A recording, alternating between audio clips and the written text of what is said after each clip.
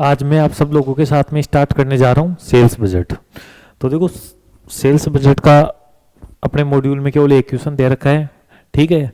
और हालांकि ये एग्जाम में बहुत कम बार आया है आपके सीए के एग्जाम में, लेकिन देखो अभी इसके आने की संभावना है, ठीक है, क्योंकि ये आपके आरटीपी में कई बार आ चुका है, ठीक है। तो इसके आने की संभावना है, बाकी पास्ट ईयर्स में बहुत कम बार आया। तो इसका केवल एक ही क्वेश्चन दे रखा है, उसका अपन सॉल्यूशन देख लेते हैं। देखो, X Y company limited manufacture two product. X Y Z limited company है जो कि दो प्रोडक्ट बनाती है, product X and Y. Sales them through two division, और उनको दो डिवीजन के द्वारा सेल करती है। एक डिवीजन है ईस्ट, एक डिवीजन है west. For the purpose of sales budget to the budget committee the following information has been made available for the year 2014-15। 2014-15 के लिए जो इंफॉर्मेशन अवेलेबल है ना, बजट कमेटी ने जो दी है वो इस प्रकार है। देखो, जो बजटेड सेल्स है ना, वो प्रोडक्ट एक्स की तो है 400 यूनिट और ₹9 पर यूनिट के हिसाब से ईस्ट डिवीजन में, और वेस्ट डिवीजन में ही इन्होंने जो यूनिट बेची है ना, वो 600 यूनिट बेची है ₹9 के हिसाब से, ठीक है। जबकि प्रोडक्ट वाई की जो बजट है वो 300 यूनिट का है ₹21 के हिसाब से ईस्ट डिवीजन में, और वेस्ट डिवीजन में ₹500 के हिसाब से ₹21 का, ठीक है। ये आपका बजट है। जबकि एक्चुअल में क्या हुआ, एक्चुअल में ईस्ट डिवीजन में 500 यूनिट का तो बजट था, लेकिन आपने 400 यूनिट बेची है, ठीक है। ₹9 का बजट था, ₹9 में बेची है, तो कोई दिक्कत नहीं है। वेस्ट डिवीजन में आपको 600 यूनिट का बजट था, लेकिन जो आपकी सेल हुई है ना वो 700 यूनिट की है, और जो बजटेड सेलिंग प्राइस ₹9 थी, तो वो तो ₹9 ही है। देखो, वाई डिवीजन की यदि मैं वो वाई की बात करूं मैं, तो देखो वाई की आपका जो बजट था ना वो 300 यूनिट का था, जबकि एक्चुअल में 200 यूनिट बिकी है, और जो सेलिंग प्राइस है ना वो ₹21 पर यूनिट थी आपकी, और यहां पर भी ₹21 पर यूनिट है। जबकि ₹500 यूनिट की का बजट था आपका वाई का, ठीक है, वेस्ट डिवीजन में। जबकि आपके एक्चुअल 400 यूनिट है, मतलब 100 यूनिट कम की रही है, जबकि प्राइस तो सेम ही है, ठीक है भाई। अब देखो आपको क्या बनाना है, आपको एक तो सेल्स बजट बनाना है और एक्चुअल सेल्स दिखानी है 14-15 की, ठीक है। मतलब ये जो आपको जानकारी है ना, इसका एक तो बजटेड, एक तो ये सेल्स बजट बनाना है, ठीक है, और ये एक्चुअल सेल्स की जानकारी आपको दिखानी है, ठीक है। ठीक है भाई, दिखा देंगे। तो देखो पहले इसका सॉल्यूशन देख लेते हैं अपन। तो देखो, पहले प्रोडक्ट एक्स की बात करता हूं। तो प्रोडक्ट एक्स की यदि मैं बजट की बात करूं ना, तो 400 यूनिट और 600 यूनिट का बजट था, ठीक है, वो आपको क्वेश्चन में दे रखा था। देखो, 400 यूनिट और 600 यूनिट का, और सेल प्राइस क्या है बजटेड, ₹9, ₹9। तो ये देखो, ₹9, ₹9, ठीक है। तो प्रोडक्ट एक्स के ईस्ट डिवीजन में तो सेल का अमाउंट कितना होगा, 3600 यूनिट का, और वेस्ट डिवीजन में सेल का अमाउंट कितना होगा, 5400 यूनिट का। तो टोटल सेल कितनी हो जाएगी, ₹9000 की हो जाएगी, ठीक है भाई।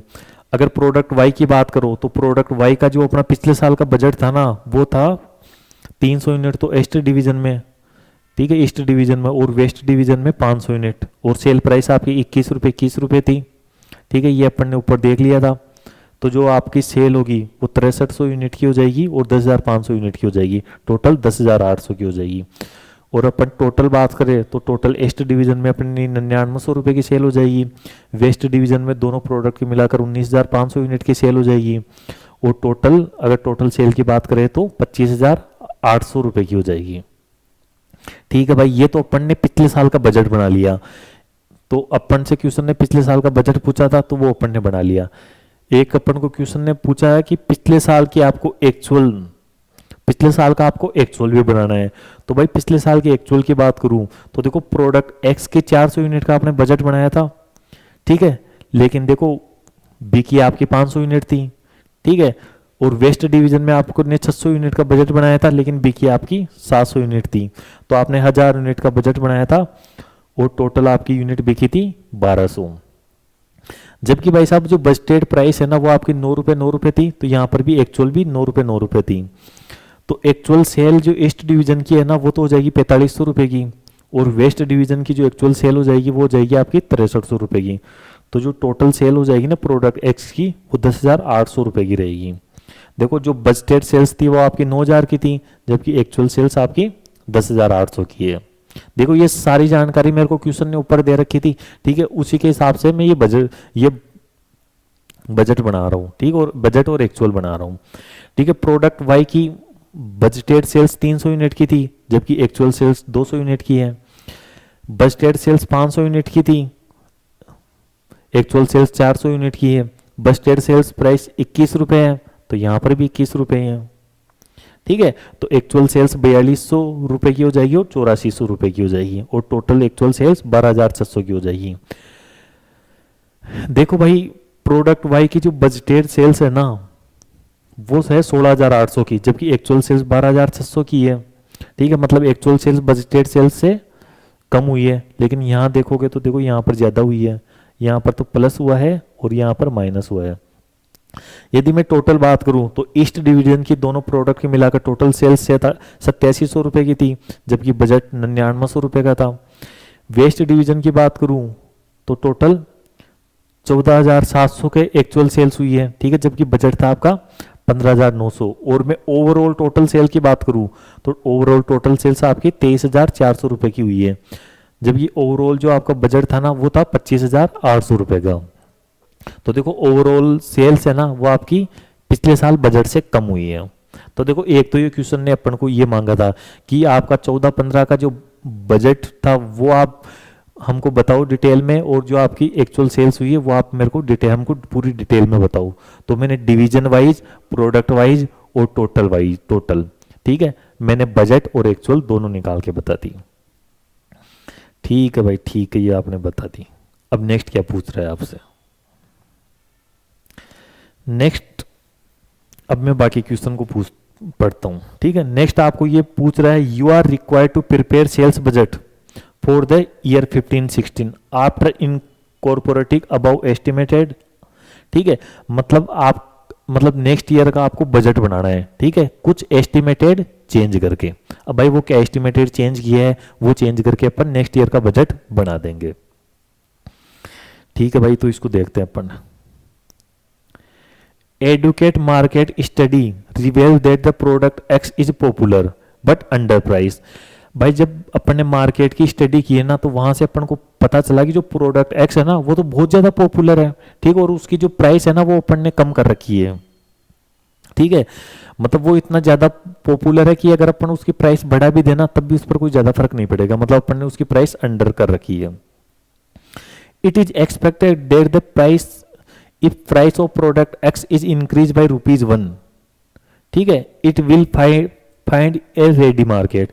यदि वैसा प्रोडक्ट X की प्राइस आप ₹1 से बढ़ा दोगे ना तब भी ये मार्केट में आराम से बिक जाएगा, ठीक है, इसका मार्केट अवेलेबल है, इसका मार्केट है, ये आराम से बिक जाएगा, ठीक है। तो आपको प्रोडक्ट X की जो प्राइस है ना वो ₹1 बढ़ानी है। देखो प्रोडक्ट X की अभी प्राइस कितनी है, 9 रुपए है, 9 रुपए है, ठीक है।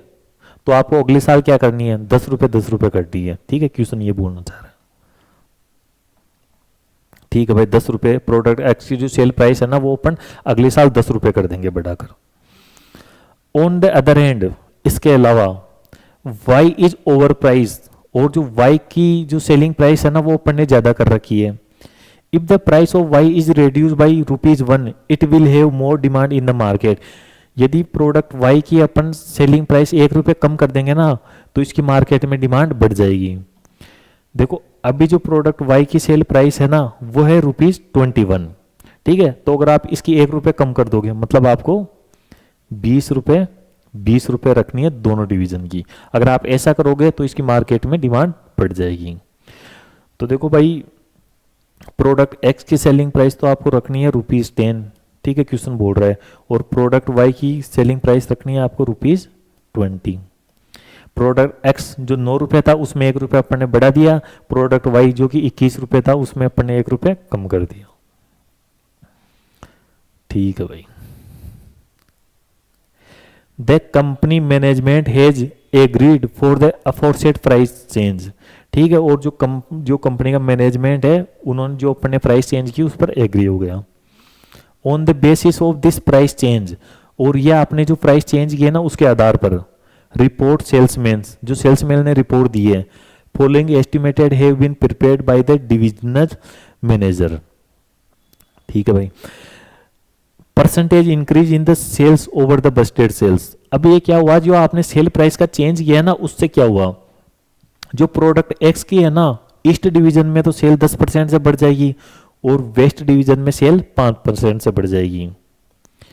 ठीक है भाई, बढ़ जाएगी, कोई दिक्कत नहीं, बढ़ा देंगे। और प्रोडक्ट वाई है ना, इसकी ईस्ट डिवीजन में जो सेल्स है ना वो 20% से बढ़ जाएगी और वेस्ट डिवीजन में सेल्स 10% से बढ़ जाएगी। देखो ये चेंज क्यों हुआ, ये चेंज हुआ अपने प्राइस में चेंज कर किया इस वजह से। ठीक है, तो एक तो आपको इस चेंज का इफेक्ट दिखाना है, दिखा देंगे भाई। With the help of incentive advertisement campaign. ठीक है, इसके अलावा कंपनी ने देखो कुछ एडवर्टाइजमेंट भी किया, एडवर्टाइजमेंट कैंपेन भी लगाए। Following additional sales over the above mentioned estimated sales by divisional managers are possible। देखो भाई, आपने एडवर्टाइजमेंट किया, ठीक है, तो उस एडवर्टाइजमेंट से क्या हुआ, उस एडवर्टाइजमेंट से प्रोडक्ट एक्स की ईस्ट डिवीजन में तो 60 रुपए पर यूनिट से सेल बढ़ गई और वेस्ट डिवीजन में 70 यूनिट से सेल बढ़ गई। प्रोडक्ट वाई के लिए 40 यूनिट से सेल बढ़ गई ईस्ट डिवीजन में और वेस्ट डिवीजन में 50 यूनिट से सेल बढ़ गई। ठीक है, तो देखो आपकी सेल बढ़ने के दो कारण है। ठीक है, पहला कारण तो है प्राइस। ठीक है, प्राइस से जो आपकी सेल्स इंक्रीज हुई, ठीक है, वो परसेंटेज में हुई, वो अपन को दे रखा है। ठीक है, दूसरा रीजन क्या है कि आपने मार्केटिंग, अब की बार कुछ एडिशनल मार्केटिंग की है, तो एडिशनल मार्केट से जो आपकी सेल बढ़ी वो आपको यूनिट में दे रखी है। ठीक है, उसको आप इफेक्ट लेना है। ठीक है, तो आप देखो सीधी सी बात है, नेक्स्ट ईयर आपकी सेल्स क्वांटिटी भी चेंज हो गई, ठीक है, और सेलिंग प्राइस भी चेंज हो गई। ठीक है, तो दोनों का इफेक्ट दिखाकर आपको सेल्स बजट बनाना है नेक्स्ट ईयर का, बना देंगे। तो देखो सबसे पहले अपन बात करते हैं सेल्स क्वांटिटी की। तो देखो जो प्रोडक्ट एक्स है ना उसकी अभी अपन 400 यूनिट बेच रहे हैं। ठीक है, प्रोडक्ट एक्स की भी अभी अपन 400 यूनिट बेच रहे हैं, तो उसमें देखो 10% बढ़ जाएगा। ठीक है, प्राइस की वजह से, तो 400 में 10% बढ़ाएंगे तो 40 यूनिट तो बढ़ जाएगी प्राइस की वजह से। और आपने जो मार्केटिंग की, ठीक है, उसकी वजह से आपकी 60 यूनिट बढ़ी। ठीक है, तो 60 यूनिट तो 400 से बढ़कर आपकी 500 यूनिट हो जाएगी ईस्ट डिवीजन में। तो ईस्ट डिवीजन में आपकी 500 यूनिट रह जाएगी। और सेल प्राइस के लिए आपको बोल रखा था कि अब 10 रुपये रखनी है, तो 10 रुपये के हिसाब से 5000 की सेल हो जाएगी। अब भाई मैं प्रोडक्ट एक्स की वेस्ट डिवीजन की बात करूं, ठीक है, तो वेस्ट डिवीजन में आपकी 600 यूनिट बिक रही थी अब। ठीक है, और 5% आपको बढ़ाना है, क्यों, क्योंकि आपकी प्राइस कम हो गई थी। तो 600 का 5% करोगे तो 30 यूनिट आ जाएगी। ठीक है, बाकी 70 यूनिट आपकी क्यों बढ़ी, 70 यूनिट आपकी बढ़ी मार्केटिंग की वजह से। ये देखो 70 यूनिट, तो टोटल आपकी 100 यूनिट बढ़ जाएगी। तो अभी 600 है, अगर 100 यूनिट बढ़ा दोगे तो आप 700 यूनिट हो जाएगी। ठीक है, तो वेस्ट डिवीजन में आपकी अब 700 यूनिट हो जाएगी, 700 यूनिट सेल होगी। और एक यूनिट की प्राइस 10 रुपए है, तो 7000 रुपए की सेल होगी। तो टोटल अब प्रोडक्ट एक्स के आपके आने वाले साल में 1200 यूनिट की सेल होगी 12000 रुपए में। भाई प्रोडक्ट वाई की बात करूं मैं, ठीक है, तो प्रोडक्ट वाई की अभी 300 यूनिट बेच रहे हो आप। ठीक है, प्रोडक्ट वाई की आप 300 यूनिट बेच रहे हो अभी, और आने वाले साल में 20% आपको बढ़ाना है। ठीक है, प्राइस की वजह से, तो 3000 का 20% करोगे तो 60 यूनिट हो जाएगी, प्लस 40 यूनिट आपकी मार्केटिंग कैंपेन की वजह से बढ़ गई, तो टोटल आपकी 100 यूनिट बढ़ गई। तो 300 से कितनी यूनिट हो जाएगी, 400 यूनिट हो जाएगी। ठीक है, और आपकी सेलिंग प्राइस पहले 21 रुपए थी, वो 1 रुपए आपको घटा के करनी है 20 रुपए, तो आपकी सेल हो जाएगी 8000 की ईस्ट डिवीजन में। अगर भाई मैं वेस्ट डिवीजन की बात करूं तो आपकी अभी 500 यूनिट की सेल हो रही है। ठीक है। 10% सेल बढ़ जाएगी आपकी प्राइस की वजह से, मतलब 50 यूनिट की सेल बढ़ जाएगी। इसके अलावा मार्केटिंग कैंपेन की वजह से आपकी 50 यूनिट की और सेल हो जाएगी, बढ़ जाएगी। ठीक है, तो टोटल आपकी जो सेल्स यूनिट बढ़ जाएगी वो 100 यूनिट की हो जाएगी, तो 500 से 600 यूनिट। तो भाई वेस्ट डिवीजन में आप 600 यूनिट बेचोगे, ठीक है, 20 रुपए के हिसाब से, तो 12,000 रुपए की सेल हो जाएगी। टोटल सेल कितनी हो जाएगी आपकी? 20,000 की हो जाएगी। देखो ईस्ट डिवीजन की भी यदि मैं बात करूं तो 5,000 तो आप प्रोडक्ट एक्स की बेच रहे हो, और सॉरी 5,000 रुपए के तो आप प्रोडक्ट एक्स बेच रहे हो, 8,000 रुपए का प्रोडक्ट वाई बेच रहे हो। टोटल सेल्स आपकी 13,000 रुपए की होगी। वेस्ट डिवीजन की यदि मैं बात करूं तो 7,000 रुपए का प्रोडक्ट एक्स बेच रहे हो, 12,000 का आप प्रोडक्ट वाई बेच रहे हो, टोटल सेल्स आपकी 19,000 रुपए की हो जाएगी। तो ईस्ट की जो सेल्स है वो 13,000 की है, वेस्ट डिवीजन की सेल 19,000 की है, तो टोटल सेल्स आपकी 32,000 की होगी। देखो ये आने वाले साल के लिए आपको सेल्स बजट बनाना था, वो मैंने बना दिया। देखो सेल्स बजट का आपके एग्जाम में कभी भी क्वेश्चन आता है ना, तो देखो वो इसी से रिलेटेड चीजें पूछेगा, ठीक है। इसमें कोई ज्यादा कॉम्प्लिकेटेड चीज नहीं है, ठीक है, ज्यादा कोई कॉम्प्लिकेटेड वाली चीजें नहीं है। भाई आपको जो यूनिट में चेंज हुआ है वो चेंज ले लेना है, ठीक है। भाई सेल्स में क्या होगा, सेल्स बजट में क्या होगा, दो चीजें चेंज होगी, एक तो सेल्स यूनिट चेंज होगी, एक सेल प्राइस चेंज होगी, तो दोनों का इफेक्ट आपको ले लेना है, सेल्स बजट बढ़ा देना है, ठीक है, इजी है, ठीक है, ये आप कर लोगे। इसके अलावा देखो मैं आपको एक और क्वेश्चन करवाता हूं, क्वेश्चन नंबर 11। देखो ये फ्लेक्सिबल बजट का है, तो इस क्वेश्चन को अपन और कर लेते हैं, ठीक है, कर लो भाई। S limited has prepared budget for the coming year, its two product A and B. भाई एस लिमिटेड है जो कि आने वाले साल के लिए प्रोडक्ट ए और प्रोडक्ट बी के लिए सेल्स बजट बनाना चाहता है। प्रोडक्शन एंड सेल्स यूनिट, भाई जो प्रोडक्ट ए की जो सेल्स यूनिट है ना वो है 6,000 यूनिट की, और प्रोडक्ट बी के लिए 9,000 यूनिट की। मतलब ये प्रोडक्शन यूनिट है और ये सेल्स यूनिट है, मतलब जितनी यूनिट का प्रोडक्शन कर रहे हो उतनी यूनिट का आप सेल कर रहे हो। देखो रॉ मटेरियल कॉस्ट आपको पर यूनिट दे रखी है 60, ठीक है, प्रोडक्ट ए के लिए, तो 6,000 इंटू 60, रॉ मटेरियल कॉस्ट आपकी कितनी हो जाएगी? 3,60,000 की हो जाएगी, ठीक है। अगर मैं प्रोडक्ट बी की बात करूं तो देखो आप 9,000 यूनिट बेचोगे और एक यूनिट 42 की बिक रही है, तो 3,78,000 की आपकी प्रोडक्ट बी की डायरेक्ट मटेरियल कॉस्ट हो जाएगी। डायरेक्ट लेबर कॉस्ट की यदि मैं बात करूं तो देखो 30 रुपए पर यूनिट है, तो 6,000 इंटू 30, ये हो जाएगी 1,80,000 की। प्रोडक्ट बी की यदि मैं बात करूं तो 9,000 इंटू 18, 1,62,000, 1,62,000 हो जाएगी प्रोडक्ट बी की।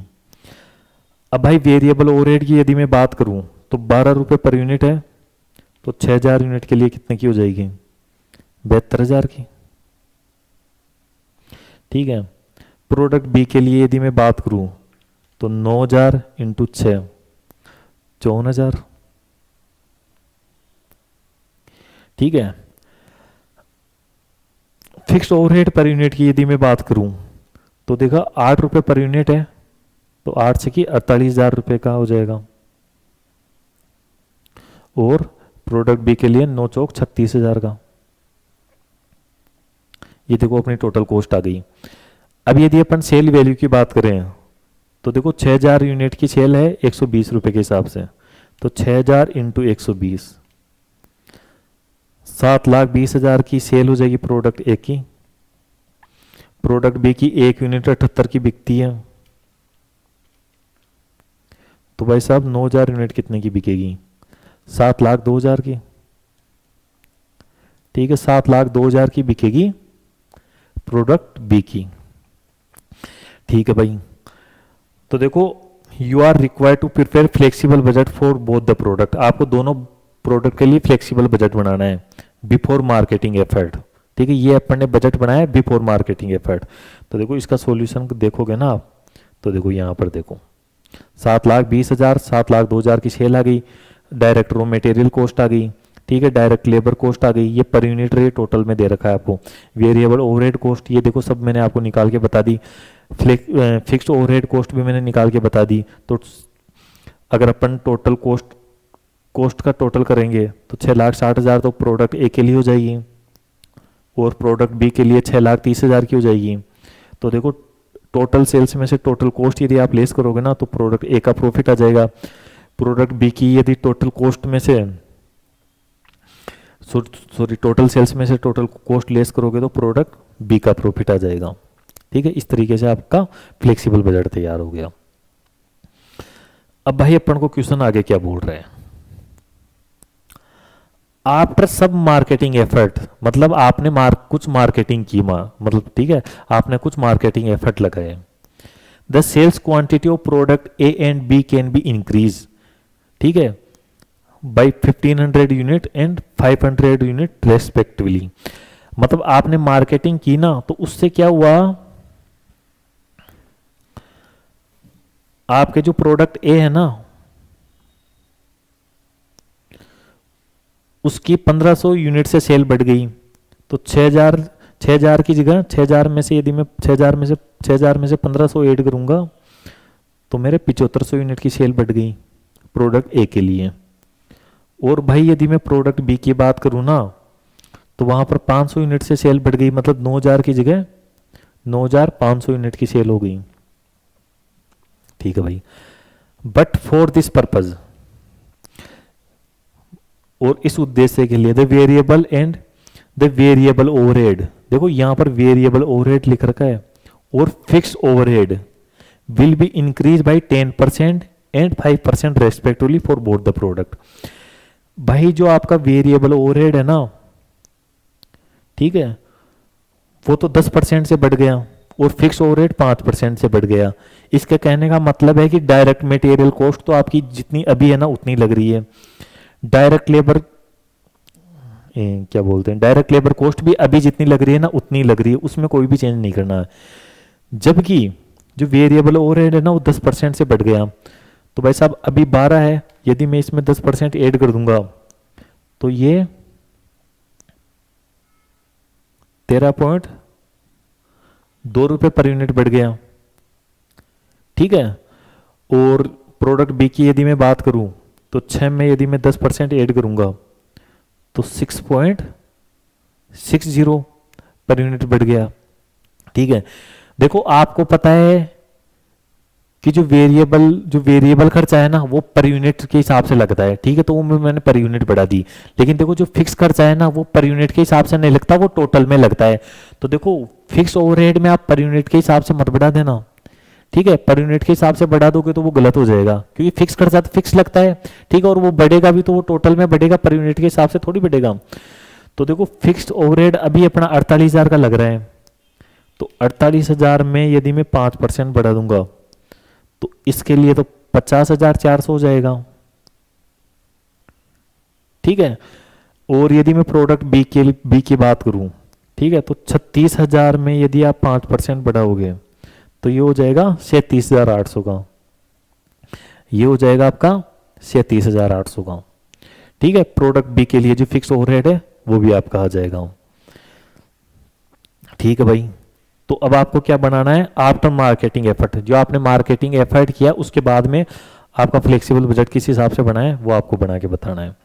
तो देखो सबसे पहले तो मैं लिख लूंगा सेल वैल्यू। भाई साहब सेल वैल्यू में कोई चेंज नहीं हुआ, तो प्रोडक्ट ए की एक यूनिट 120 में बिक रही है, तो 7500 यूनिट कितने में बिकेगी, 9 लाख में।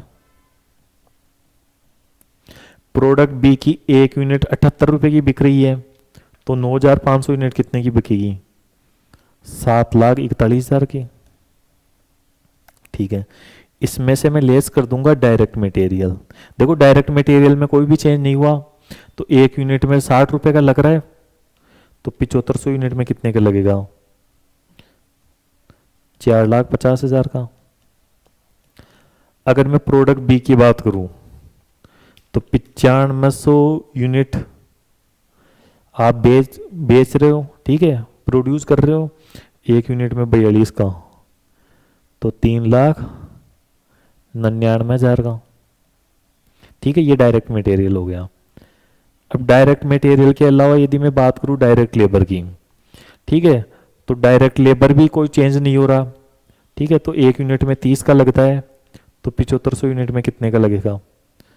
2,25,000 का। ठीक है, प्रोडक्ट बी की यदि मैं बात करूं तो 1 यूनिट में 18 का लगता है, तो 9500 यूनिट में कितने का लगेगा? 1,71,000 का। ठीक है भाई, इसके अलावा यदि वेरिएबल ओवरहेड की यदि मैं बात करूं, ठीक है, तो 1 यूनिट में अब 13.20 लगेगा। ठीक है, पहले 12 लग रहा था, 12 रुपए, और उसमें अपन ने 10% ऐड कर दिया, तो 1 यूनिट में 13.20 का है, तो 6,000 यूनिट में कितने का लगेगा? 79,200 का। देखो यहां पर भी अभी 1 यूनिट में 6 रुपए का लग रहा है, 10% बढ़ जाएगा तो 1 यूनिट में 6.6 का लगेगा, तो 9500 यूनिट में कितना लगेगा? 62,700 का। इसके अलावा अपन कर देंगे फिक्स्ड ओवरहेड। देखो फिक्स्ड ओवरहेड 50,400 का निकाला था अपन ने भी प्रोडक्ट ए के लिए, प्रोडक्ट बी के लिए अपन ने 37,800 का निकाला था। ये अपन ने ऊपर निकाल लिया तो अपने पास प्रॉफिट आ जाएगा। 9 लाख में से मैं 4,50,000 प्लस 2,25,000 79,200 50,400, तो 95,400 का तो मेरा प्रोडक्ट ए का प्रॉफिट हो गया।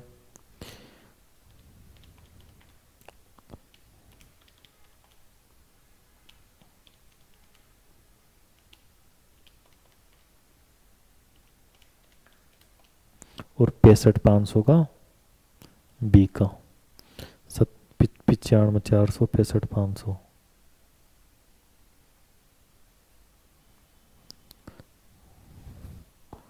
प्रॉफिट मिसमैच कैसे हो गया?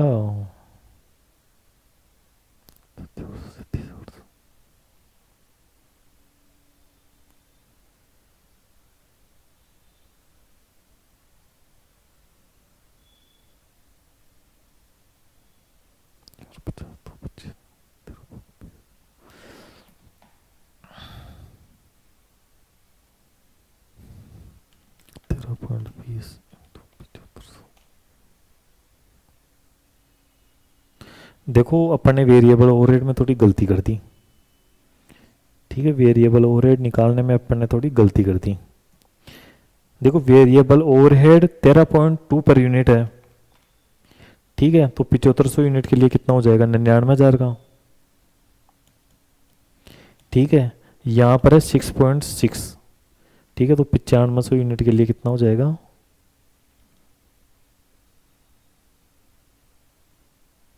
6.6 इंटू 9500 62,700। ठीक है, ये तो सही है। 37,800 62,700 62,700। तो देखो दोबारा निकाल लेता हूँ मैं एक बार। 9 lakh minus 4,50,000 minus 2,25,000 minus 99,000 minus 50,400 75,600। देखो 75,600 का प्रॉफिट अपना मैच का गया। ठीक है, 75,600।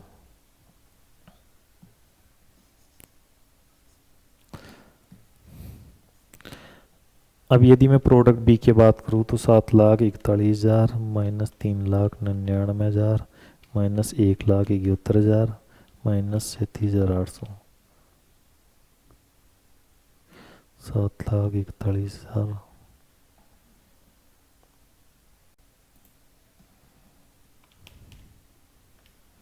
तो यहां पर अपना आ जाएगा 70,500।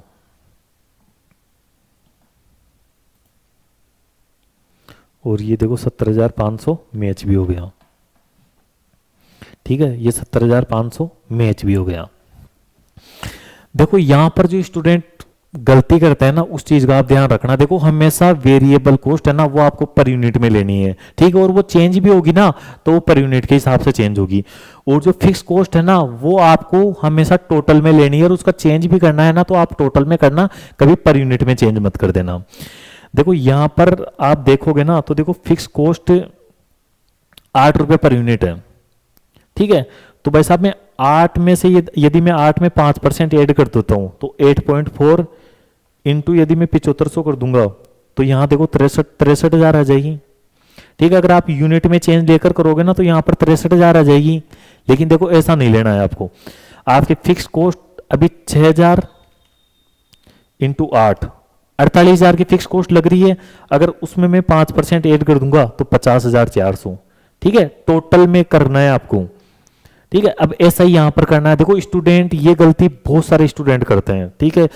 अगर देखो जब स्टूडेंट्स की कॉपी, जब देखो मैं टेस्ट वगैरह लेता हूँ ना, तो टेस्ट लेने के बाद देखो जब मेरे पास कॉपी आती है ना तो देखो मेरे को ये गलती दिखती है, ठीक है। ये गलती बहुत सारे स्टूडेंट करते हैं। अब यहाँ स्टूडेंट क्या करेंगे, भाई साहब 4 में 5% ऐड कर देंगे। 4 में यदि 5% ऐड करेंगे तो 4.2 पर यूनिट आ जाएगी। और वो क्या करेंगे, उसको 9500 से मल्टीप्लाई कर देंगे तो वहाँ वो यहाँ पर क्या ले लेंगे, 39,900 ले लेंगे, ठीक है। ये वो यहाँ पर 39,900 ले लेंगे। लेकिन आपको ऐसा नहीं लेना है, ठीक है। आपको ये नहीं लेना है, जबकि आपको लेना क्या है, 9 चौक 36,000 की फिक्स कॉस्ट है मैं, और उसमें 5% ऐड कर दूंगा तो 37,800 आ जाएगी, ठीक है। आपको ऐसा लेना है, टोटल में लेना है, ठीक है। देखो इसका रीजन भी मैं आपको बताता हूं, इसका रीजन क्या है। देखो मान के चलो आपकी फिक्स्ड कॉस्ट क्या क्या होगी, भाई साहब आपकी जो फैक्ट्री का रेंट है ना वो आपकी फिक्स कॉस्ट होगी। तो देखो आपका जो फैक्ट्री का मालिक आया, ठीक है, और वो मालिक आपको आकर बोलता है देखो भाई अगले साल है ना जो आपकी फिक्स कॉस्ट है ना वो मैं 5% बढ़ाऊंगा, ठीक है। और अभी मैं 1 लाख ले देख, अभी वो 1 लाख ले रहा है तो अगले साल अपन उसको कितना देंगे, 1,05,000 देंगे, ठीक है। 1,05,000 देंगे तो देखो यूनिट से क्या फर्क पड़ा, यूनिट से तो कोई फर्क ही नहीं पड़ा ना, ठीक है। यूनिट की वजह से थोड़ी अपनी फिक्स कॉस्ट चेंज हुई है, यूनिट की वजह से तो नहीं हुई ना, ठीक है। वो तो भाई साहब टोटल में हुई है। ऐसे मान के चलो देखो आपका जो सुपरवाइजर है उसको आप अभी 50,000 की सैलरी दे रहे हो, ठीक है। उसको आप अभी 50,000 की सैलरी दे रहे हो और वो भाई साहब अपन को आकर बोलता है देखो सर अब महंगाई बढ़ गई है, ठीक है, तो मेरी सैलरी बढ़ाओ, ठीक है। तो भाई साहब मैं उसको बोलता हूँ चल ठीक है तेरी सैलरी 5% बढ़ा देते हैं, तो उसकी सैलरी 52,500 हो जाएगी, ठीक है। तो वो अपन ने टोटल में बढ़ाई, ठीक है, पर यूनिट के हिसाब से थोड़ी बढ़ी। जबकि देखो जो वेरिएबल ओवरहेड का खर्चा है वो आपका पर यूनिट के हिसाब से बढ़ेगा, ठीक है। देखो वेरिएबल ओवरहेड का यदि मैं आपको खर्चा बताऊं तो देखो जैसे बिजली का खर्चा है, ठीक है। मान के चलो पहले आपकी पर यूनिट जो कॉस्ट है ना वो 8 रुपए आ रही थी, ठीक है। जबकि अब अगर मान के चलो जो आपकी पर यूनिट कॉस्ट है ना वो गवर्नमेंट ने बढ़ा दी, 10% बढ़ा दी, तो अब पर यूनिट आपका बिजली का खर्चा कितना लगेगा, 8.8, ठीक है। तो वो तो यूनिट के हिसाब से चेंज होगा ना। तो देखो यहाँ पर आप इस चीज का खास तौर पर ध्यान रखना कि यदि फिक्स कॉस्ट में चेंज करना है तो वो आप टोटल के हिसाब से करना, ठीक है। अगर क्वेश्चन आपको स्पेसिफाई करके दे दे कि पर यूनिट के हिसाब से चेंज करना है तब तो वो अलग बात है। लेकिन अगर क्वेश्चन स्पेसिफाई करके नहीं दे रहा है तो फिक्स कॉस्ट में हमेशा टोटल में चेंज करना और वेरिएबल कॉस्ट में हमेशा पर यूनिट के हिसाब से चेंज करना है। और इस तरीके से आपके आज मैंने 2 क्वेश्चन लिए, दोनों क्वेश्चन आपके कंप्लीट हो गए। कल अपन कुछ क्वेश्चन और करेंगे, ठीक है, बजटिंग कंट्रोल वाले चैप्टर के। तो आज के लिए इतना ही।